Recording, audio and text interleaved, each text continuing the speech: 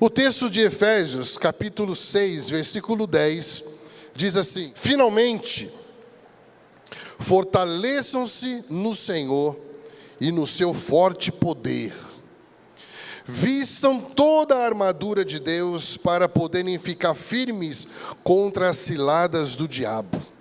Pois a nossa luta não é contra pessoas, mas contra poderes, principados e potestades, poderes e autoridades, contra os dominadores deste mundo de trevas, contra as forças espirituais do mal nas regiões celestiais.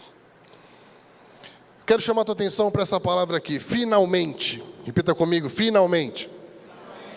É muito interessante você perceber isso, finalmente. Quer dizer que tudo que ele falou antes é extremamente importante para aquilo que ele vai trazer como conclusão.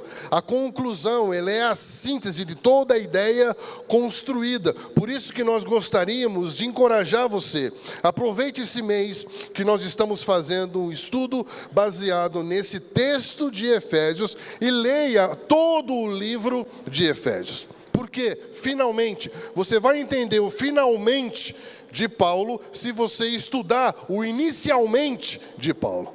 Porque ele vem inicialmente construindo uma ideia que finalmente ele conclui com esse texto. Se você fosse assistir apenas os últimos 5 minutos de um filme, ou ler apenas o último capítulo de um livro, fica uma ideia incompleta. Você não consegue construir o quadro geral da história. Por isso é muito importante que você respeite o texto bíblico, respeite o autor, respeite a história, respeite o Deus que decidiu se revelar por meio da sua própria palavra.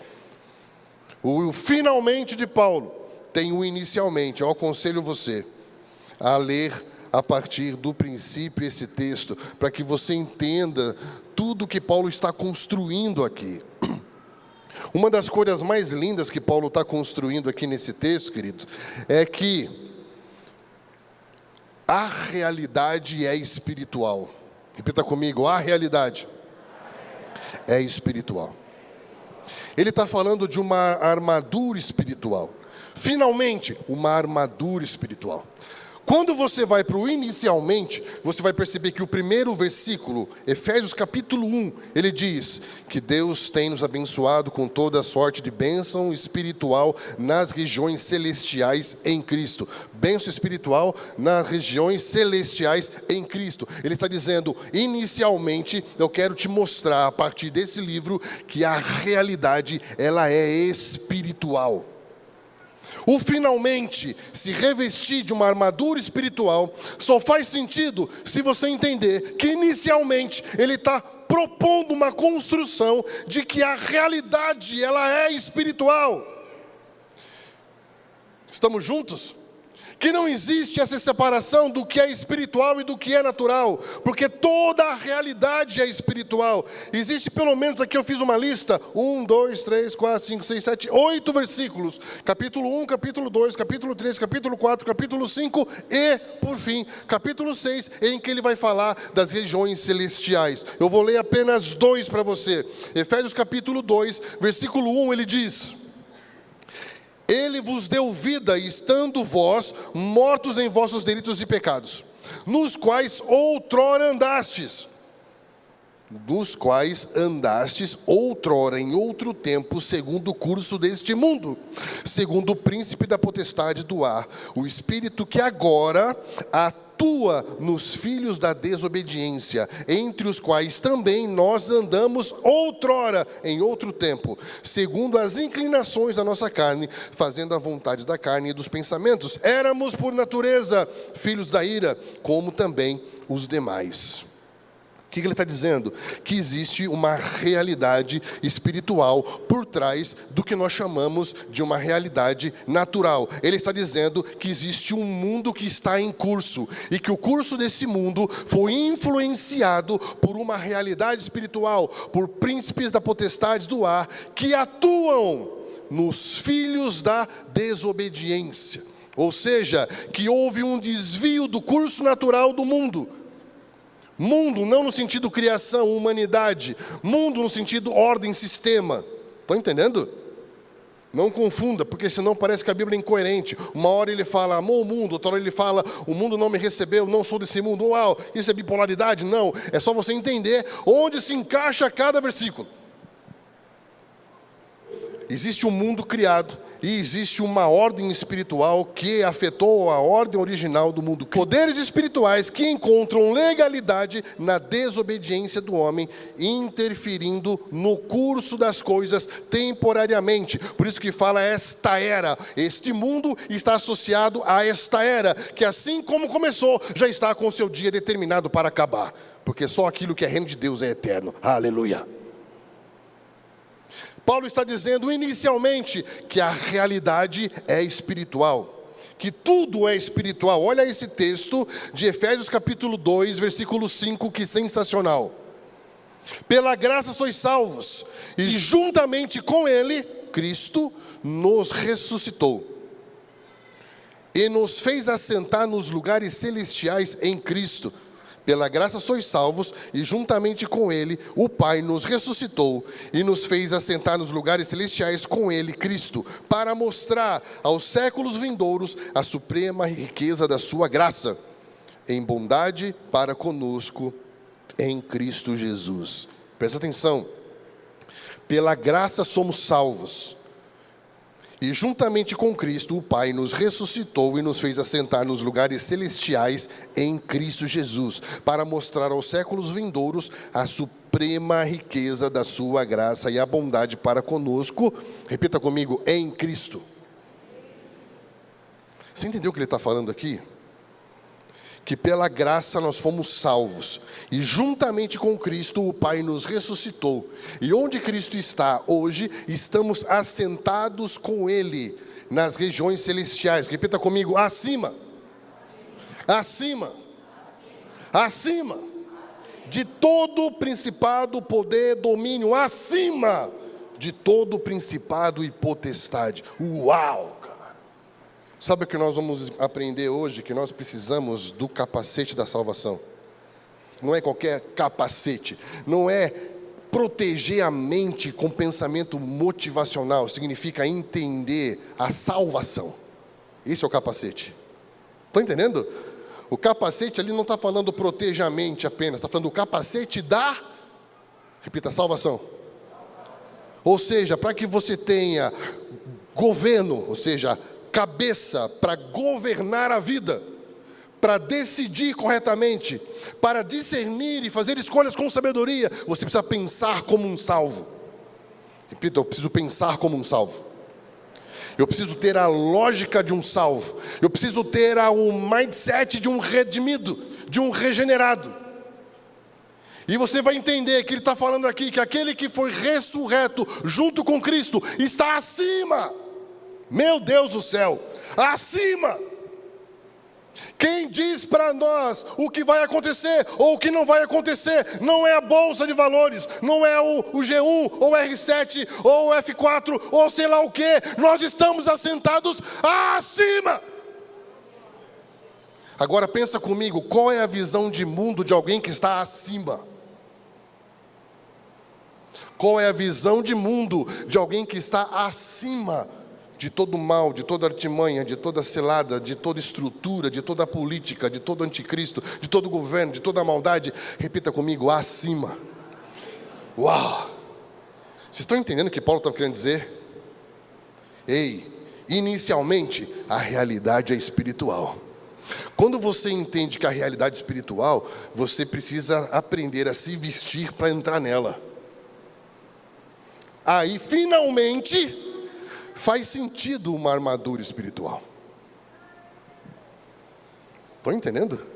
Alguém coloca uma roupa de festa para ir no açougue. Você coloca um smoke para ir na padaria. Você coloca uma roupa de banho para ir na borracharia. Estão entendendo? Quando você consegue ler a realidade, você sabe como se vestir dentro dela. Você sabe como se comportar dentro dela. Para muita gente estudar só cirurgicamente separado do texto, o capítulo 6, não vai fazer sentido nenhum. O que esse pastor está falando de armadura? Agora, quando você entende que o finalmente tem um inicialmente, e inicialmente ele fala, a realidade é espiritual, a gente não está na Disney. Estamos assentados num lugar espiritual poderoso, em que podemos ter a visão do passado, presente e futuro, ver antes, ver além, ver como ninguém vê, porque a fé não é o salto no escuro, é apenas a iluminação de uma percepção da realidade como ela é. Uau!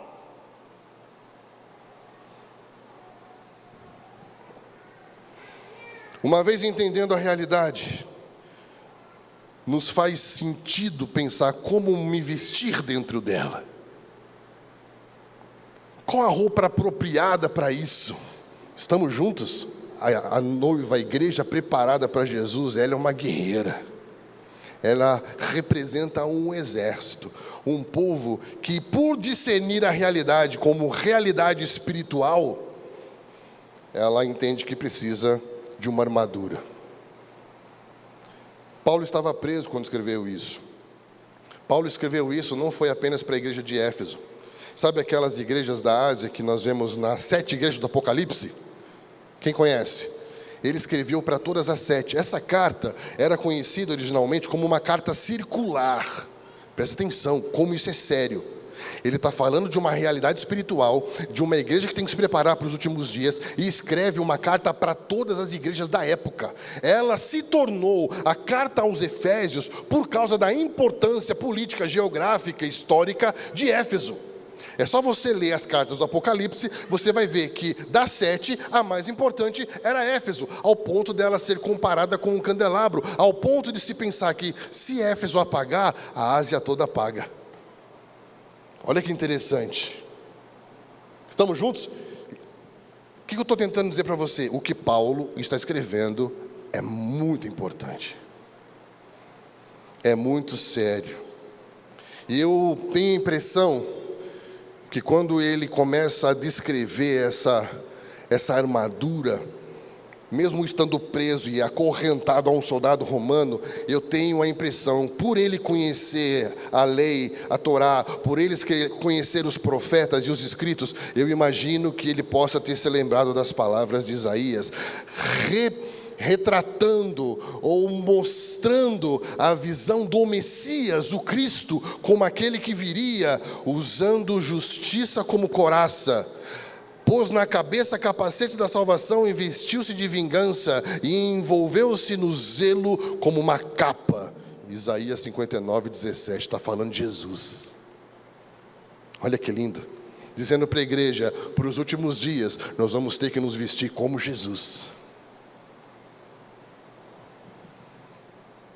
Nós vamos ter que nos preparar para dias difíceis, querido.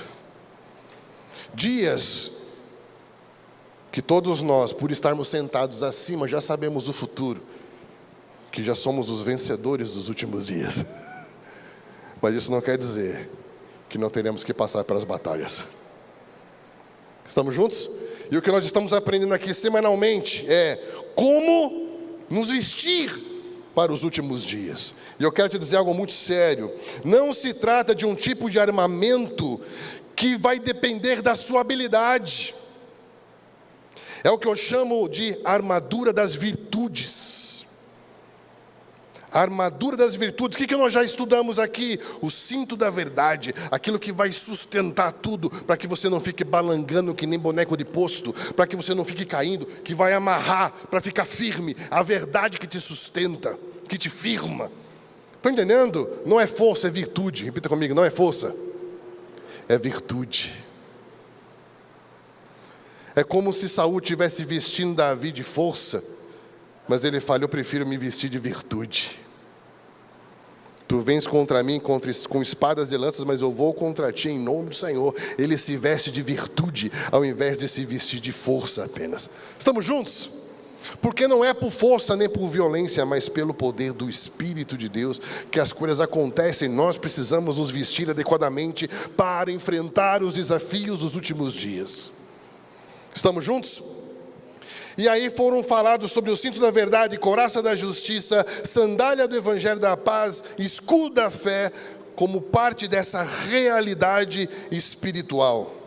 Uma realidade espiritual que vai exigir de nós uma espiritualidade prática. Repita comigo, a realidade como um todo é espiritual. Estamos juntos? Só que dentro dessa realidade como um todo que é espiritual, a nossa espiritualidade tem que ser prática. Por quê? Porque se a realidade é espiritual, eu vou ter que entender que as minhas relações são espirituais, que a vocação, o trabalho é algo espiritual, que tudo está dentro de uma realidade que é espiritual. Então Paulo vem dizendo, a realidade é espiritual. Daqui a pouco ele fala, dentro da realidade espiritual, você precisa entender que tudo que você faz vai expressar o tipo de espiritualidade que você tem. Por isso que no capítulo 4, 25, ele fala de impedir que a falsidade dê lugar à verdade. A ira pecaminosa dê lugar à ira não pecaminosa, ou seja, não deixar o sol se pôr sobre a sua ira. Efésios 4, 28, o hábito de roubar seja substituído pelo hábito de compartilhar. Efésios 4, 29, a conversação indecente pelas palavras edificantes. Efésios 4, 31, a amargura, a cólera, a ira, pela bondade, compaixão e amor. Efésios 5, 3 e 4, a obscenidade e conversação fútil pela ação de graças. Olha aí, ele está dizendo, essa realidade espiritual tem que ser vivida com uma espiritualidade que funcione na vida prática. Estamos juntos? Por isso vamos falar sobre o capacete da salvação. O que vai proteger a sua cabeça, te dar autoridade para ter autogoverno, é pensar como salvo, pensar como filho de Deus. Ter uma estrutura e uma lógica mental de alguém que é nascido do alto, que é cidadão da Jerusalém do alto, de alguém que está aqui, mas que é do futuro. Uau!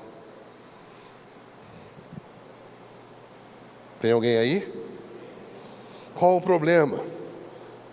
Eu quero entrar numa realidade espiritual, mas continuar pensando de forma carnal.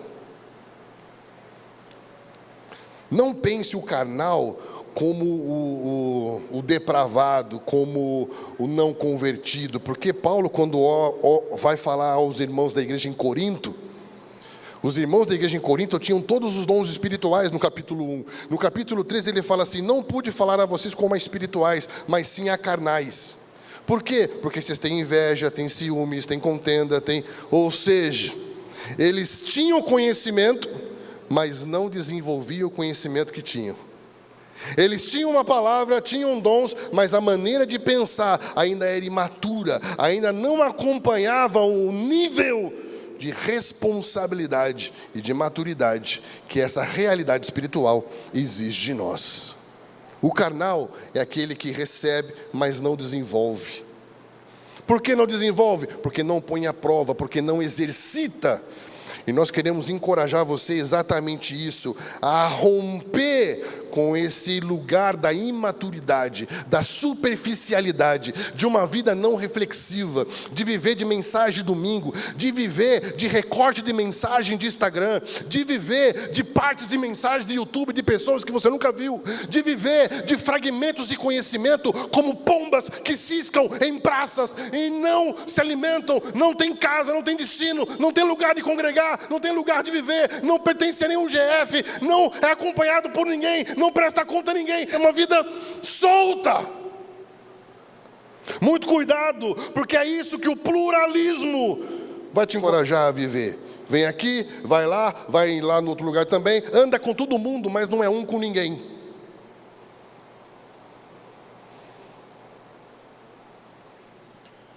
A pós-modernidade é marcada por pessoas que falam sobre tudo, mas não são profundas em nada. E nós precisamos nos aprofundar, querido. Pensar como salvos. Estão entendendo? A hora de pôr a mão no bolso, pense como salvo. Só o dinheiro Jesus chamou de Senhor no Novo Testamento. Nem Satanás ele chama de Senhor. Só o dinheiro. Porque ele exerce poder de governo sobre aquele que não tem mente regenerada, que não pensa como salvo, que não tem capacete de salvação. Estão entendendo? Quem tem capacete de salvação governa sobre o dinheiro. Ele diz o dinheiro para que ele serve e não o dinheiro que diz para você o que você tem que fazer. Quem é que diz o que tem que ser feito na sua casa? Você fala com o dinheiro fala com você? Tem gente que nunca ouve Deus, sempre está reclamando que não ouve Deus. Aí ganha uma bolada, fica cheio de ideia. Quem falou com ele? Qual é o seu Deus? Seu Deus é o meu Deus? Porque se o seu Deus fala para você, e a hora que você vê quanto custa, ele muda de ideia e fala para não ir, parece que o Deus, o dinheiro, é maior do que o Deus que falou para você ir.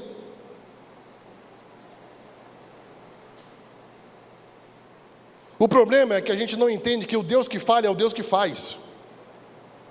O Deus que convida é o Deus que paga a conta. O Deus que promete é o Deus que cumpre. Não tem sentido Deus prometer e você querer pagar o que Deus prometeu. É muito alto para você, querido. Nem tente. Nem tente. Confie. Amém, querido? Isso é um mindset do redimido, do regenerado. É outra lógica. Esse é o capacete da salvação de gente que governa, de gente que tem domínio, como desde o começo o homem foi criado para ser. O que é ser recriado? Nova criação é voltar à ideia original de quando ele criou. O que é renascido? Nascer de novo é voltar à ideia original quando nasceu. E quando o homem foi criado, ele falou: domine, seja fértil, multiplique, enche a terra, sujeita e domine, para que nós possamos entrar nos dias difíceis, em que haverá um confronto com o império das trevas. Para você não ser afetado, você precisa pensar como um salvo. Tem alguém aí? A amargura vai dar lugar à compaixão. Os esposos devem amar e não odiar suas esposas. Pais não devem provocar os seus filhos, devem educá-los com ternura, disciplina. Empregados devem prestar serviço não como a homens, mas como se estivessem servindo ao Senhor. Efésios 6. Patrões devem substituir ameaças por um tratamento de consideração com os seus servos. Ele está falando do quê? Ele está falando a realidade espiritual, e eu preciso viver dentro dela como um homem espiritual. Uma espiritualidade que seja prática, não apenas a espiritualidade do domingo, não a espiritualidade que divide a vida em dois andares, o andar do sobrenatural e o andar do natural. Amanhã, segunda-feira, eu sou o homem do natural, no domingo eu visto a roupa do homem do sobrenatural. Estão entendendo? Uma menina disse para o pai uma vez: pai, dá para a gente morar na igreja? Ele fala: não. Por quê? Porque lá você é tão diferente daqui em casa. Um homem fragmentado, um homem dividido. Efésios capítulo 6, versículo 10. Finalmente, fortaleçam-se no Senhor e na força do seu poder, e vistam armaduras de Deus. Por que nós precisamos dessa armadura? Para ficar firmes contra as ciladas do diabo. Paulo vai explicar isso. Fique firme contra as ciladas do diabo. Palavra diabo, do grego, diabolos, caluniador, difamador, que faz falsas acusações, que faz comentários maldosos, opositor à causa de Deus. Diabo não é um nome, é uma função. Estão entendendo? Não tem a ver apenas com o nome que é dado a, mas todo o caráter de. Diabo não é o seu nome, é o que ele é. Satanás significa príncipe dos demônios, autor de toda maldade, criador da inimizade entre a humanidade e Deus, instiga o pecado, aflige as almas dos seres humanos. Satanás é inimizade, é aquele que se coloca entre, aquele que divide, aquele que quebra. Estamos juntos? O que ele está dizendo? Nós precisamos estar bem armados, preparados, vestidos de virtude, aleluia, vestidos de fruto do Espírito, vestidos de Jesus, para que nós não venhamos cair em nenhuma armadilha, maquinação, intento daquele que divide, que quebra, que engana, que rouba, que toma. Que tipo de cilada? E que implicação pode ter uma cilada? 2 Coríntios capítulo 2, versículo 10. Se vocês perdoam alguém, eu também perdoo. E aquilo que perdoei, se é que havia alguma coisa para perdoar, perdoei na presença de Cristo, por amor a vocês, a fim de que Satanás não tivesse vantagem sobre nós, pois nós não ignoramos as suas intenções. Olha que forte isso. Ele fala: se existe algo para perdoar, eu perdoo. Perdoo porque eu sou bonzinho? Perdoo porque eu amo Jesus. Repita comigo: eu perdoo porque eu amo Jesus e porque eu amo a igreja. E eu não quero que Satanás tenha vantagem sobre a igreja de Jesus. Vou falar de novo. Paulo está dizendo: se eu perdoo, perdoo na presença de Jesus, por amor à igreja, para que Satanás não tenha vantagem. Sabe o que é ter vantagem? É quando você fala: sai na frente que eu te alcanço. Ele sai na frente. É quando na corrida contra o tempo, Satanás sai na frente. Ele ganha território, ele ganha vantagem, ele ganha direito, ele ganha legalidade. Quando ele ganha vantagem sobre a igreja. Quando alguém não perdoa. Por quê? Diabolos, Satanás, inimizade, discórdia, separação e morte. Toda vez que relacionamentos são quebrados, que a fraternidade é quebrada, todas as vezes que os irmãos se separam, quem tem vantagem? Quem tem vantagem? Quem ganhou vantagem sobre nós em 2022, que fez a igreja retroceder 10 anos em um? Se separando, quebrando, com partidarismo, com polarização, com guerra, nós contra eles, irmãos sangrando dentro do próprio corpo. Quem teve vantagem, querido? E quem pensou em Jesus? Quem pensou na igreja?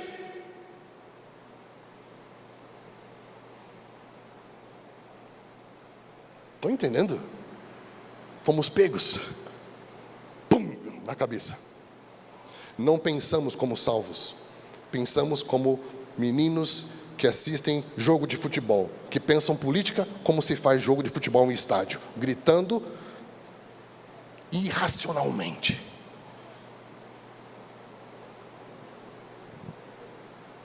Tem alguém aí? Quem ganhou vantagem com isso?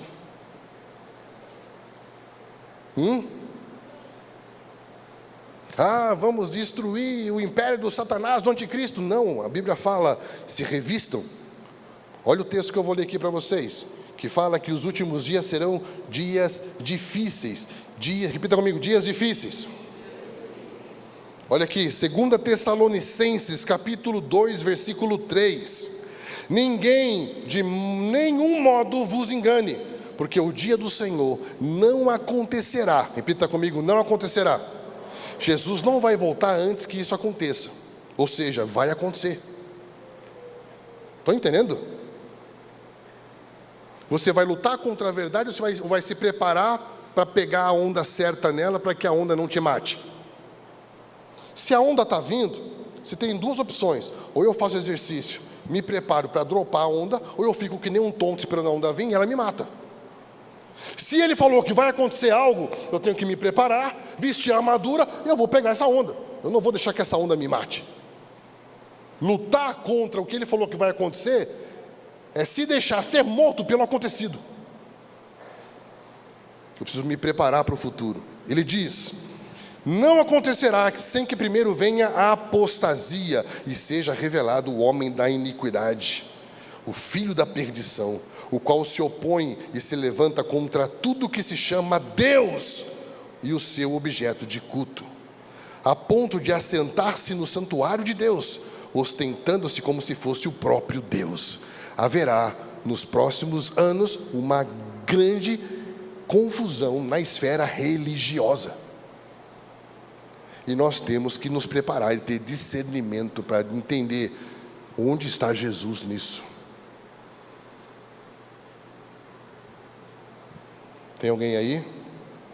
Então nós temos que nos vestir apropriadamente para vivermos uma fé inabalável.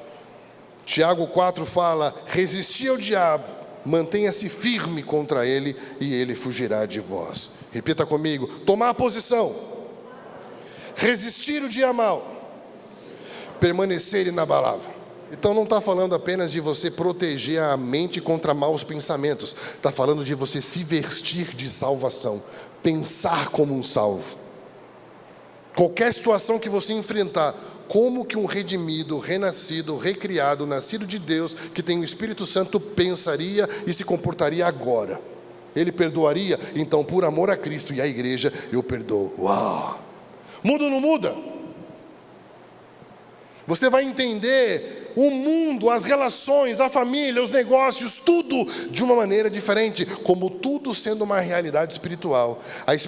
A espiritualidade sua é prática e eu tenho a minha mente protegida contra qualquer tipo de pensamento ou estrutura contrária. Qual que é a nossa preocupação como igreja, como pastores, como ministros, em pleno século 21? A mesma preocupação que Paulo tinha. Olha o que ele diz em 2 Coríntios capítulo 11, versículo 3. Ele diz: o que receio, ou seja, o que temo, o que me preocupa, e eu quero evitar. Olha que lindo essas palavras pastorais de Paulo. O que receio e o que quero evitar é que, assim como a serpente enganou Eva com astúcia, a mente de vocês seja corrompida e se desvie da verdadeira e pura devoção a Cristo. Pois, se alguém tem pregado a vocês um Jesus que não é aquele que pregamos, ou se vocês acolhem um espírito diferente do que acolheram, ou um evangelho diferente do que aceitaram, vocês o toleram com facilidade. Qual que é a preocupação de Paulo? O que Paulo quer evitar? Que nós sejamos enganados com astúcia, que a nossa mente seja corrompida e a gente perca pureza e sinceridade. A pior coisa que existe é uma estrutura mental religiosa e maliciosa.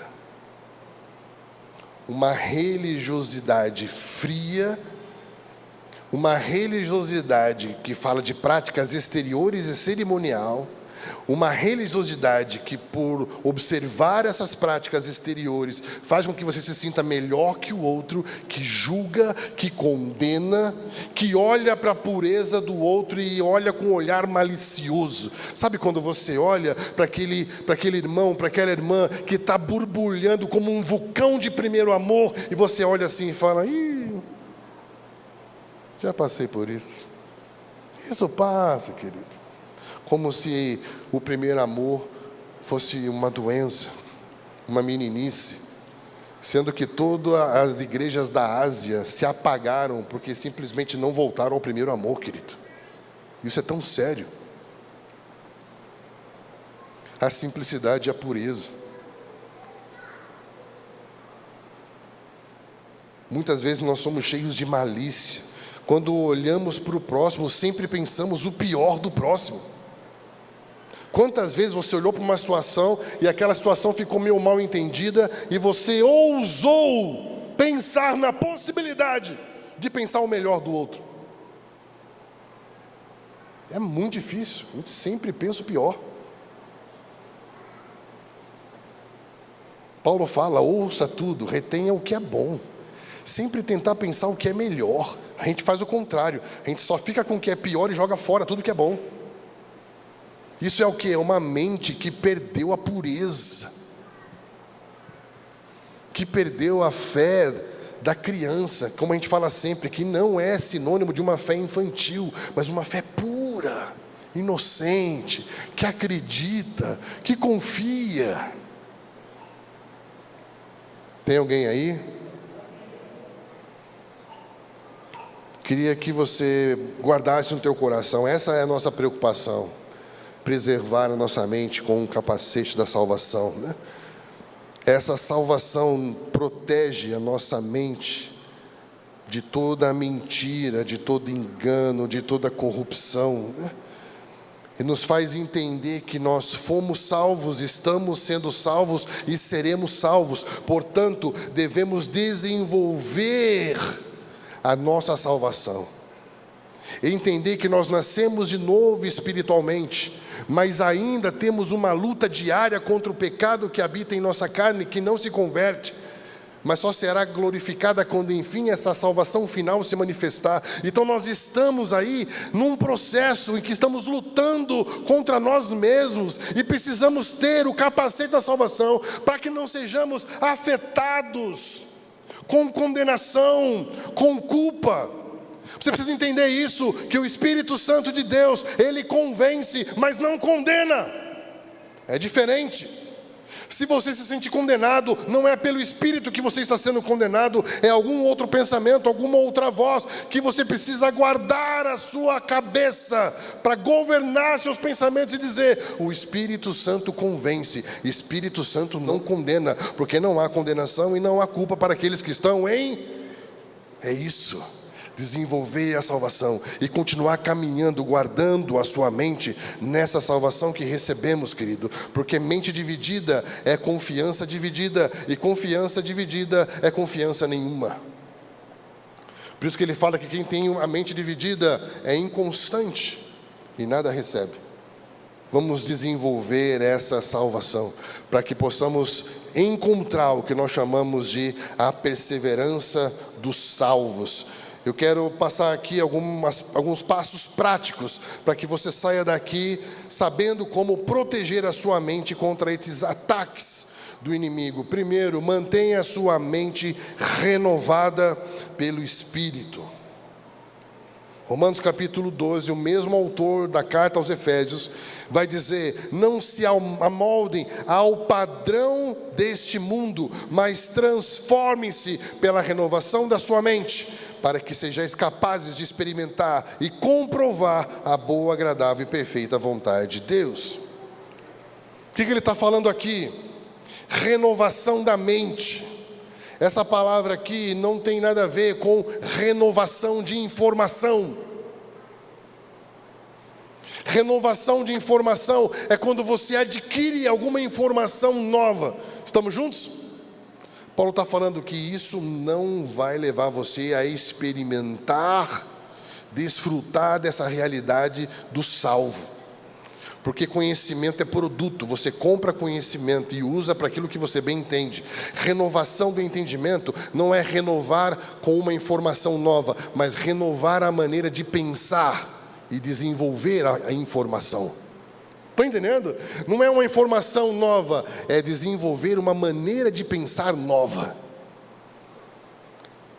Renovação da mente é uma mudança total de mentalidade, é uma nova maneira de pensar. Não é adquirir a informação nova, é uma maneira de pensar nova. Estamos juntos? Antes pensava assim, agora penso assim. Renovou a estrutura de pensamento. A palavra mente ali é naos, que quer dizer natureza. Não é apenas renovar a ideia, é renovar a estrutura. A palavra ali para transformai-vos é metamorfo, que não é mudar ideia, é mudar estrutura, natureza. Por isso que é a mesma palavra que aparece no monte da transfiguração. E no monte da transfiguração, Jesus não ficou com uma lâmpadazinha brilhando em cima da sua cabeça, uma ideia brilhante. Não, o seu corpo foi resplandecente como o sol, a sua natureza, a sua carne. Estão entendendo?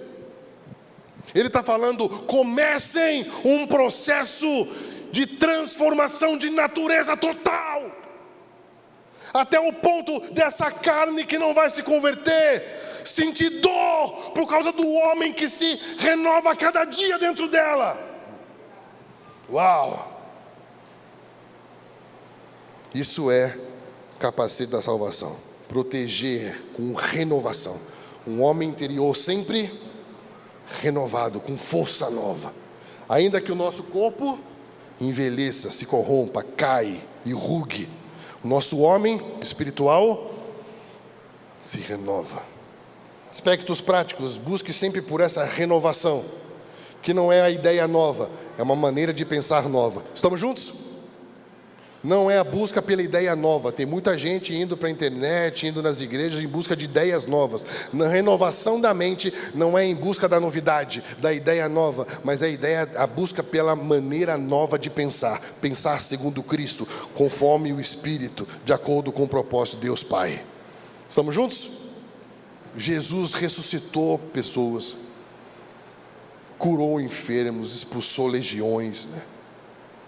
E quando os discípulos estavam a sós com ele, não perguntaram para ele: Jesus, como ressuscitar pessoas? Ou como andar sobre as águas? Eles perguntaram: Jesus, como orar? E eu quero que você perceba algo aqui, porque eles falam em um outro momento nos evangelhos que João tinha uma oração. João tem uma oração. E o Senhor, qual é a sua oração? Como o Senhor ora? Porque o que é orar? Estamos falando do capacete da salvação. Estamos falando de manter a nossa mente com um lugar de domínio, de governo, preparada para todos os ataques na nossa mente. Estamos juntos? E o que é orar? Orar é quando a sua mente e o seu coração estão voltados para algo. Quando fala que João tinha uma oração, quer dizer que João tinha a sua mente e o seu coração voltados para Deus e voltados para o propósito. Quando ele fala, Pai nosso que estás nos céus, santificado seja o teu nome, ele está dizendo, o meu coração está voltado sempre para a minha relação com Deus. Seja lá onde for, eu oro incessantemente, mantendo o meu coração conectado com o Pai. Pai nosso. Venha o seu reino. Então meu coração está sempre voltado para o Pai e a minha mente está sempre atenta para o propósito, que é o reino. Então é o quem e o que. Ele sempre está conectado, quem? O Pai, e sempre atento para saber o que fazer, propósito, para que o reino venha. Então a oração não tem a ver apenas com falar, soltar palavras ao vento. Tem a ver com manter-se conectado a uma realidade, a uma relação. Estamos juntos? É assim que o salvo pensa a oração. O salvo não fica calculando quantas horas ele ora, mas ele fica escrevendo o quanto que ele percebeu da realidade em que ele estava enquanto orava.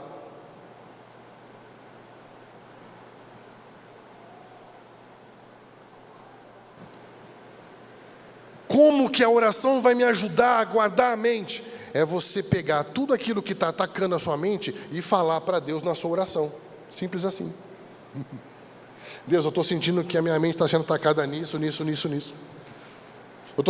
me sentindo condenado, estou me sentindo julgado, estou me sentindo culpado, eu estou me sentindo tentado, estou me sentindo... E você vai colocando com Deus na oração. Olha só o que Paulo vai nos ensinar em 1 Pedro, Pedro vai nos ensinar em 1 Pedro 5,6. Humilhem-se debaixo da poderosa mão de Deus.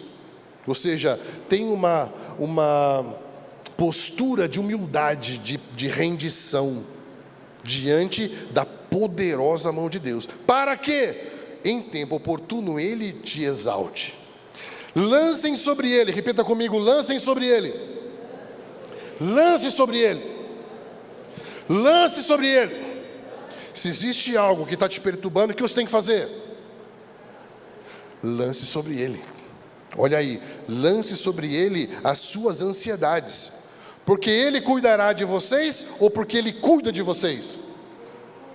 Ele cuidará ou Ele cuida?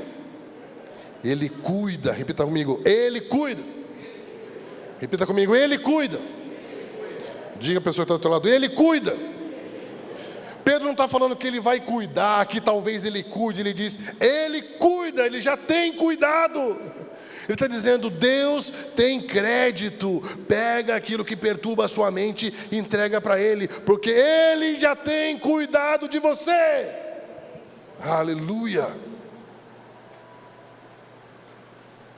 Não parece uma tolice isso? Você passar por tanta perturbação, por tanta angústia, por tanta agitação mental, sendo que você poderia já ter lançado para Ele isso.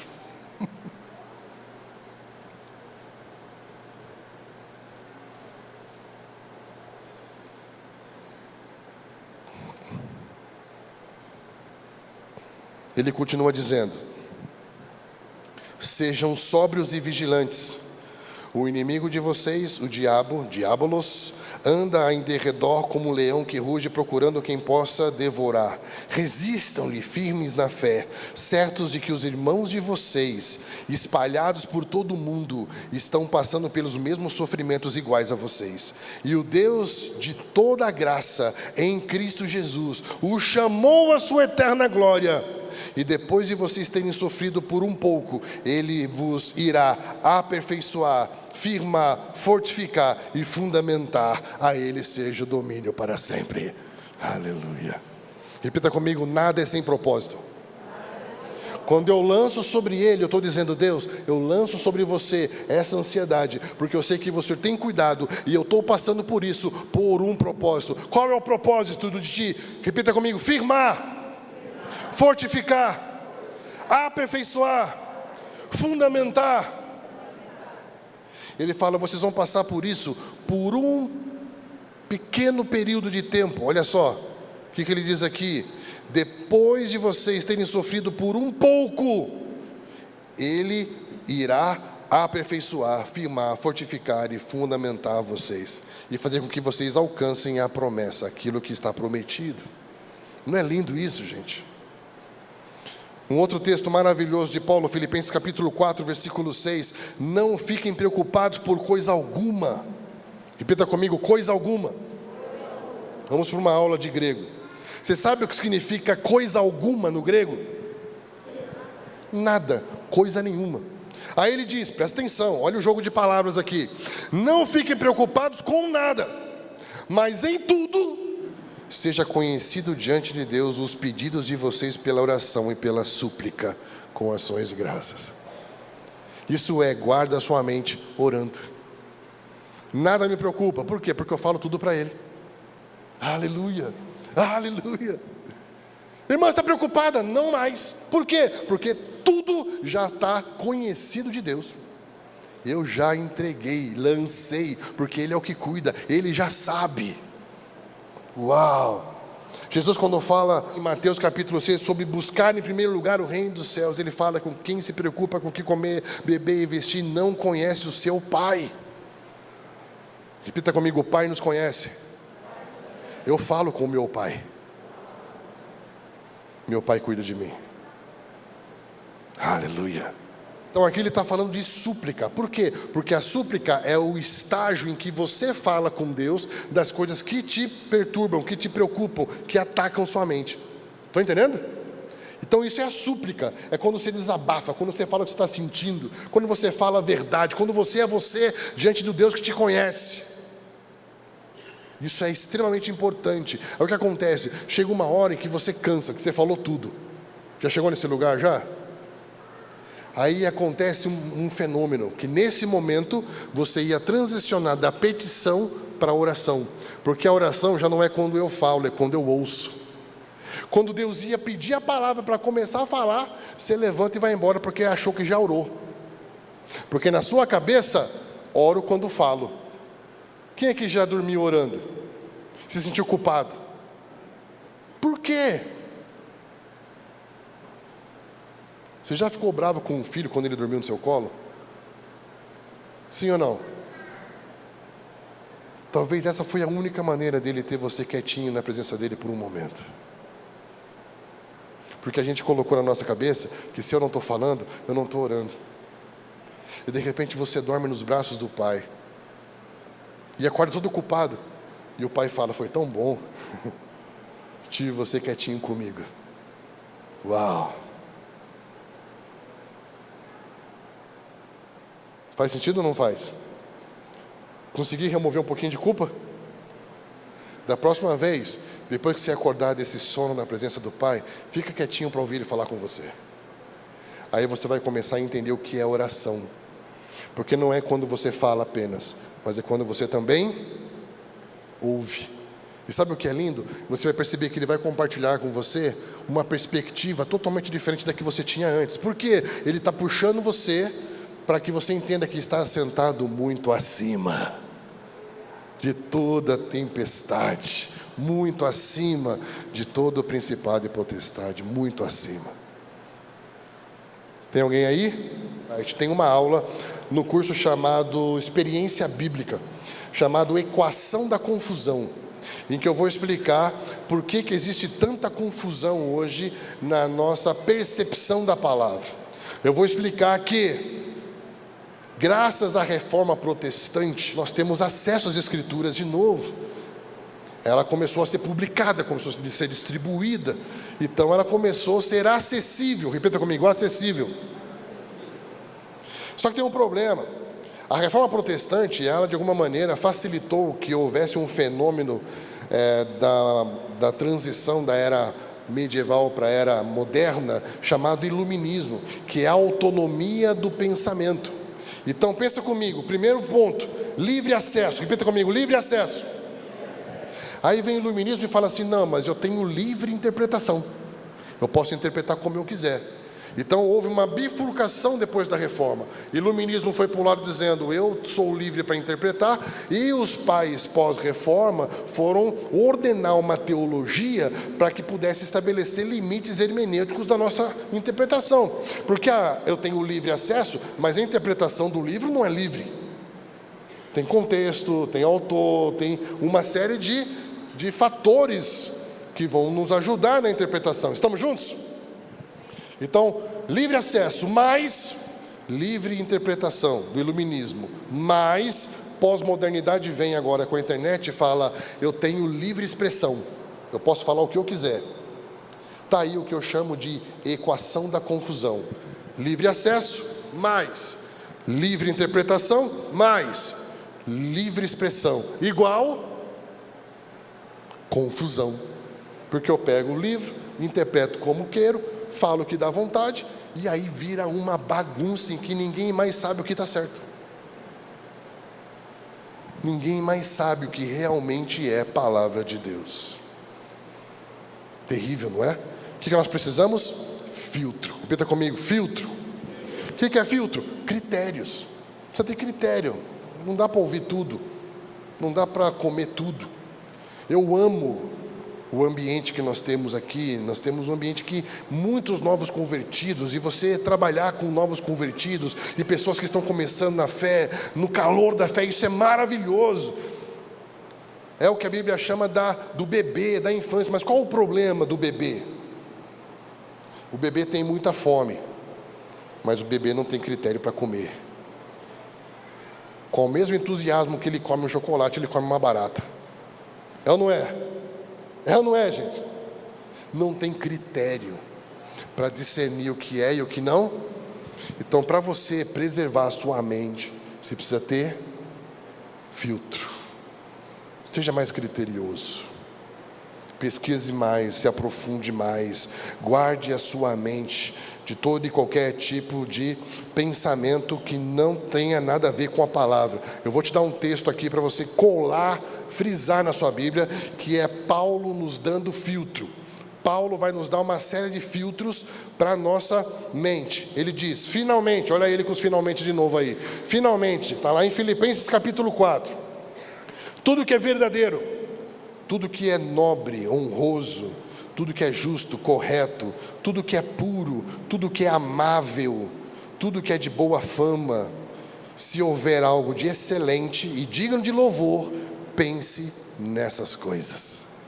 E o Deus de paz guardará os seus corações em Cristo Jesus. Não é lindo? O que ele está nos dando? Filtros. Isso é verdadeiro? Isso é verdade? Tem coerência bíblica nisso? Isso é honroso, isso é digno, isso é amável, isso é excelente, isso é digno de louvor.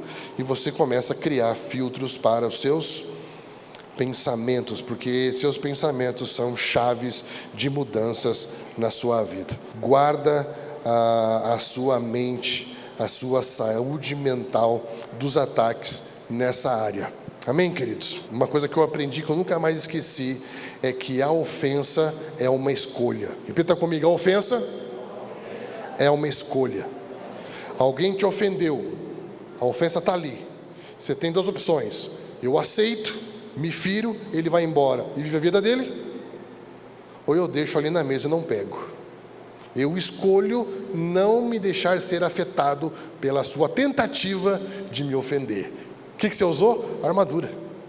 Olha aí. Estão entendendo?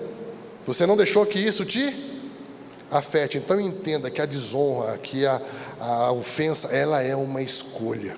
Quem é que é facilmente afetado pela ofensa? Aquele que tem muita honra própria. Quem é que tem muita honra própria, muito amor próprio? Aquele que por algum momento já está se defendendo do seu abandono, da sua rejeição. Estão entendendo? Ou seja, eu tenho uma falta, para suprir a minha falta eu preciso elevar o conceito sobre mim mesmo, e aí havendo a soberba, sobrevém a desonra. O sábio já dizia isso: onde há soberba, sobrevém desonra. Porque onde tem muito ego, tem muito lugar para ser atingido. Se eu não tenho ego, você vai atingir o quê? Se o meu ego já está crucificado em Cristo Jesus. Estão entendendo? Você se torna imune à ofensa, se é capaz de dar a outra face e não ser afetado pela desonra. Isso vai te dar saúde mental. Que Deus nos ajude, queridos. Que Deus nos ajude a pegar esses princípios, a aplicar, mas acima de tudo que você saia daqui protegido, pensando como um salvo, como um redimido, como um renascido, entendendo que um renascido, ele não cobra, ele dá. Um renascido, ele não exige, ele serve, né? A gente sempre fala que amor quando cobrado não é amor, é amargura.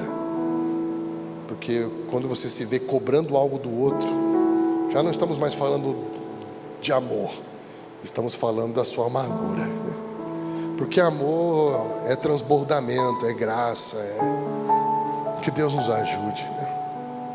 A pensar como salvos, né? Ter mente e coração guardados neles e sermos como fontes que amam o Senhor, que amam a igreja, que servem a cidade, que levantam testemunho de Jesus, né? Que Deus nos dê graça nesse momento, né? Eu não sei como você chegou aqui nessa noite, né?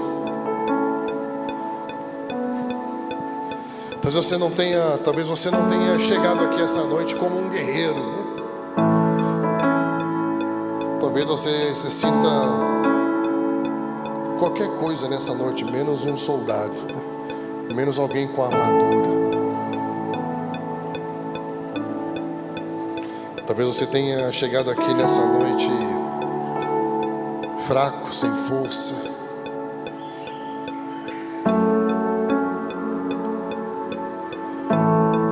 Textos que nós lemos aqui, que é lindo, com seus olhos fechados mesmo. Imagine que irmãos como nós, espalhados por todos os cantos desse mundo, estão passando pelas mesmas dificuldades, pelos mesmos desafios, pelas mesmas crises, pelos mesmos problemas, né? E tudo isso Jesus fala que tem como propósito nos firmar, fundamentar, fortalecer, aperfeiçoar, nos tornando prontos para a nossa missão, para um propósito maior, né? Por isso eu peço, Pai, que nessa noite traga sobre nós fortalecimento.